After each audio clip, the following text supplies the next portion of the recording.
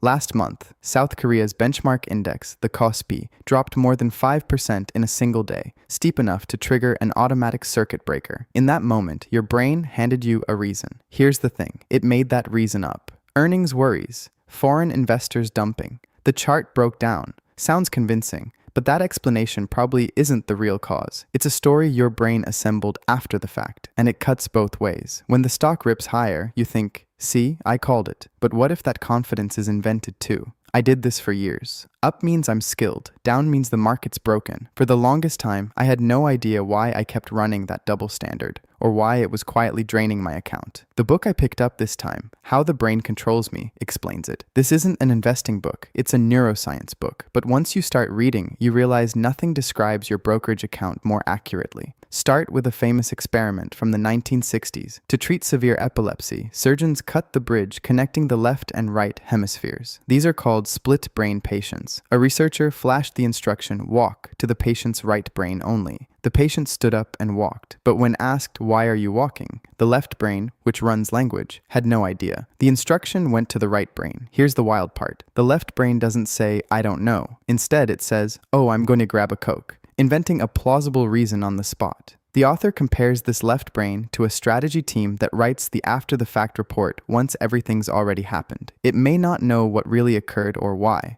but the report always reads smoothly. There's an even more unsettling study. Men were sent across one of two bridges, one safe and sturdy, one shaky and frightening. At the far end, a female assistant handed them a survey and her phone number. The result? The men who crossed the scary bridge called her far more often. Why? Their hearts were pounding from fear on that bridge. But the brain mistranslated it as, wait, am I into her? The body reacted first, and the left brain slapped the wrong reason on afterward. Isn't this exactly what happens in your account every day? A position prints -4%, and your stomach drops. Your brain immediately manufactures a reason. Trends broken. Must be bad news coming. But the chart is just price moving. The pounding is real. The story you paste on top of it is mostly invented. This actually played out in real time last month. When the KOSPI cratered, the explanations from analysts were all over the map. Some blamed half-year portfolio rebalancing, some blamed forced selling from leveraged ETFs, others pointed to slowing AI demand, Middle East tensions, or interest rates.